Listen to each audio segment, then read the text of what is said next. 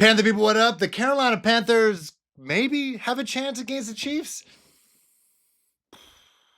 Going on, you're watching Panthers Post. Thanks for joining. Well, the Buffalo Bills, you had one job. And that was to lose to the Kansas City Chiefs in the regular season for the first time in a while, only to then beat them in the playoffs. Couldn't you just flip the script a little bit, let them go 10-0, only to go to Charlotte, North Carolina to take on the Carolina Panthers, coming off a bye, still undefeated, and it would be so 2024 NFL for the Chiefs to just kind of be caught sleeping a little bit. Maybe they went to Tupelo honey for breakfast, ate a little bit too much, bacon and eggs and cornbread and all that stuff and grits, and then you fall asleep, take on the Panthers. Bryce Young got 2 weeks to prep, and then you lose the game by a field goal or something like that. If this was Canada, you lose by a rouge. Also, congratulations, Toronto Argonauts, for the Grey Cup, their 19th Grey Cup championship ever.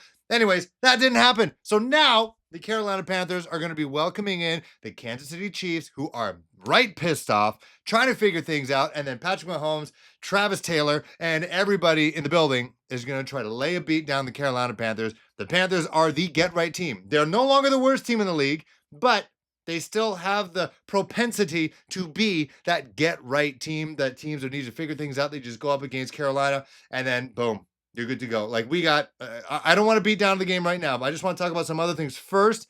Then I'm going to preview the game.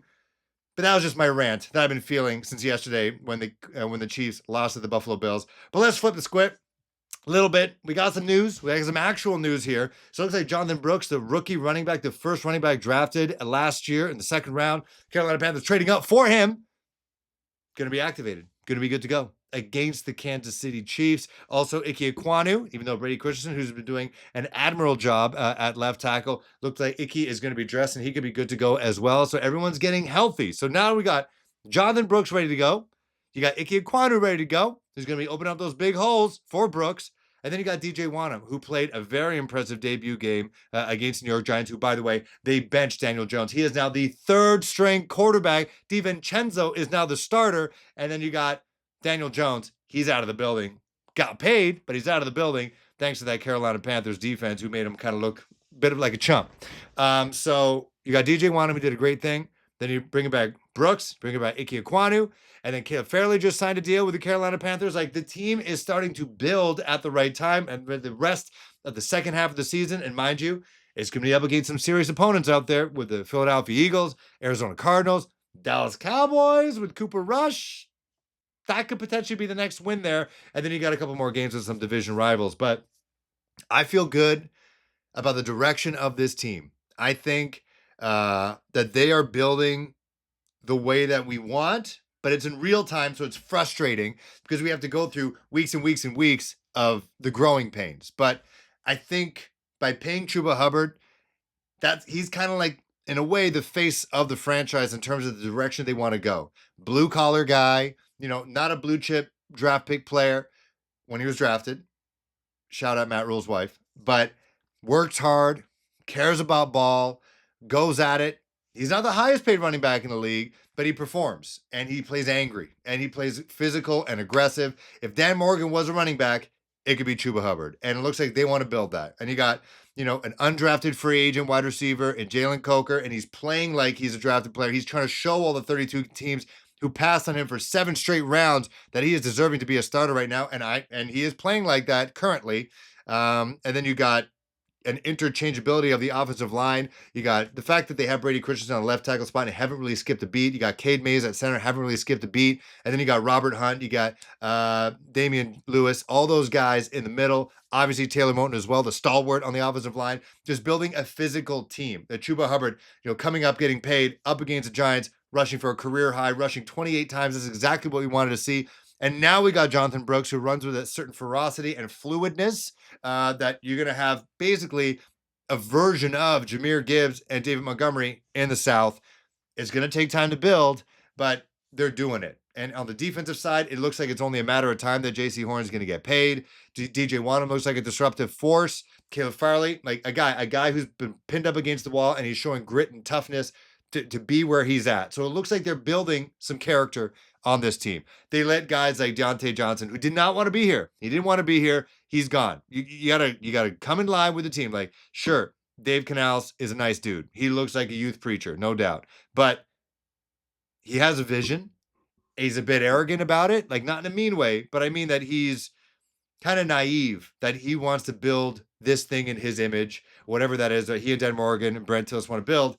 But he is gung ho about it. He is enthusiastic about it. And if you don't want to fall in line, then you're gone because he truly believes whatever he's doing. And that's why his press conferences are so frustrating because he's so stuck on his message, but he truly believes it. And as long as you truly believe it, they will all work in lockstep with each other. And it looks like in real time, it is slowly happening. And remind you, he's evolving as a first-time head coach ever. And so in the NFL, and he's building, the team is building. Is Bryce going to be along for the ride long term? I don't know, but it looks like that he's at least showing that he wants to be here by not sulking on the sidelines when he was bench for Andy Dalton.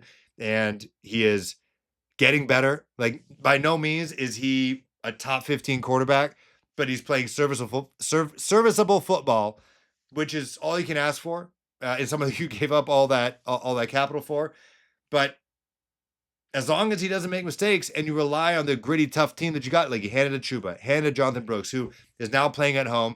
I think ideally it makes more sense that he's starting at home than in Germany on that field at Bayern Munich. You know, you don't want guys getting injured there after they've just been out for so long for an ACL of all things. You don't want to get your foot caught and then put your knee in a weird angle. But handed to those guys, easy throws to Xavier Leggett. Let him be a physical freak. Let Jalen Coker do his thing. Jatavion Sanders is growing quicker than I thought he would because tight ends normally take quite some time.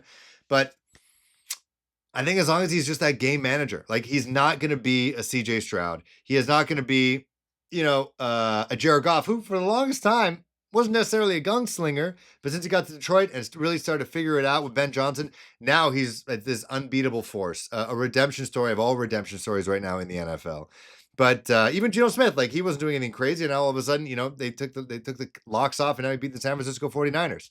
But he just needs to take it slow, don't make mistakes.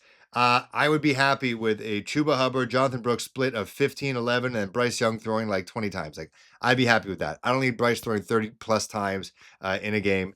But I feel good with the direction this team is going. Let's talk about this game. So they're taking on the Kansas City Chiefs, who just lost to the Buffalo Bills, which they normally do in the regular season. They tend to lose to the Bills in the regular season. Check. So obviously they're going to come out here angry. Or, as I put on Twitter, they're either going to come out to Charlotte angry or tired. Tired. Winning is tiring. They're trying to make it a three-peat, but now you got guys doing commercials. You got one dating arguably the most famous woman of all time. She's doing 6 shows in Toronto, by the way. And you got good pieces, but sometimes it's just tiring. Take a break. Have they had their bye week yet? I don't think they have. Like, let this be your bye week. Just chill. Just show up and just take a rest. You're still making the playoffs. Might not be the number 1 seed, but just let the Panthers do our thing. Let's figure it out, because arguably if this team comes in guns a-blazing, like you got your Xavier Worthies, you got your, not saying Juju Smith-Schuster is a world beater, but you got Nicole Hardman, who's back with the Kansas City Chiefs. You still got Travis Kelce, who can always get open. I don't know what it is, man. Always does get open. And then you got Isaiah Pacheco, and you got, I already forgot their running back's name who came back, Kareem Hunt. Like they got a bunch of, B+ guys. Remember, the Bryce Youngs, the Caleb Williams, the Anthony Richardsons of the world, the Cam Wards coming into the world. They're being compared to Patrick Mahomes in the fact that they're playmakers.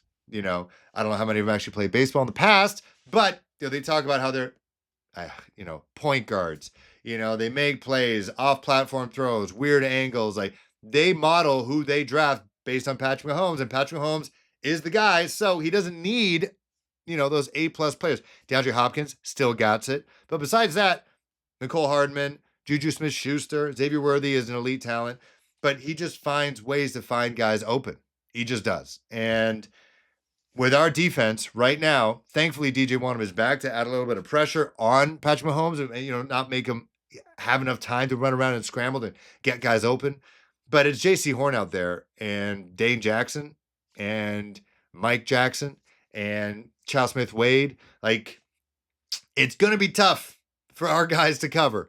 And luckily, our defense is maybe the healthiest it's been. And it could put a little bit more pressure. It's at home. We got 2 weeks off. They're coming off a loss. but it's going to be a tough ask. If you're really being completely honest, I don't expect anybody in the national media to think that the Carolina Panthers are going to even come close to a win. Is this going to be a Detroit Lions against the Jacksonville Jaguars, almost a 60 burger on your team? I think we're going to play tougher than that because, again, we still have J.C. Horn, who's going to lock down either DeAndre Hopkins or Xavier Worthy. I think the fact DJ Wanham is coming back and he's healthy. Bryce Young, I mean, if you want to really play free, this could be it just to air it out because at the moment, the offense is a strength. The defense is getting better, that's for sure. Like we saw what they did against the Giants, but it's the Giants. I think the only way to kind of come out of this game is to be in a shootout. That's the way it's going to be. And if that's the way it's going to be, then pressure's on Bryce and Jalen Coker and Xavier Leggett and just empty the clip. If the Panthers are up by 4 or 3 in the third quarter, it's only a matter of time before the Chiefs figure it out.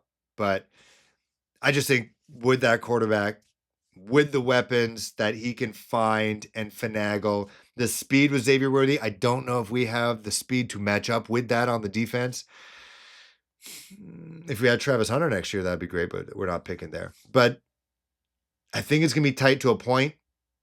You cannot rely on field goals. You got to score touchdowns. Yeah, it's going to be tough. I think it's going to be tight for a bit. Maybe not for a whole half. Maybe just for like a quarter and a half. And then the Chiefs kind of do their thing. Do I think the Panthers lose? Yes, but I don't think we're going to be embarrassed. Let me know in the comments below how you feel about the team going into the second half, the team going into the rest of the next 5 years, team going into the offseason, and also how do you feel about going against the Chiefs? Do you think we have a chance? Talk to you guys soon.